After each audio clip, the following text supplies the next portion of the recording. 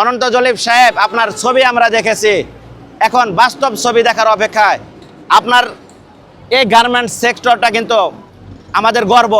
তো আমরা মনে করি এই গার্মেন্টস শ্রমিকদের প্রতি মাসের 1 থেকে 5 তারিখের মধ্যে তাদের বেতন এবং তাদের যে ওভারটাইম এগুলো প্রদান করবেন আশা করি। মাননীয় চেয়ারম্যান সাহেব, আপনাকে কিছু বলার উদ্দেশ্যে আমি কথা বলছি।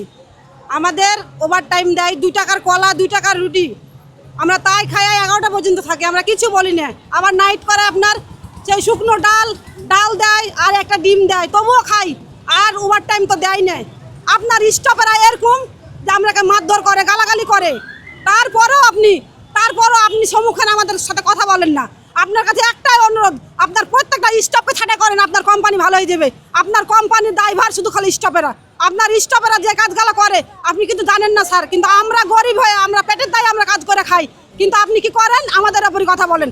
আপনি একজন চেয়ারম্যান হয়ে আপনি বলছেন আপনার ফ্যাক্টরিতে তালা ধরাবেন। 9 তারিখের দিন আপনি 11টার সময় বললেন যে আপনার ফ্যাক্টরিতে আপনি তালা দিবেন। আমরা ওয়ার্কার, আপনি আমাদের সাথে কথা বলেন। আমরা আপনি যা করেন আমরা তাই করে দিই আপনাদের, কিন্তু আপনি কি করেন?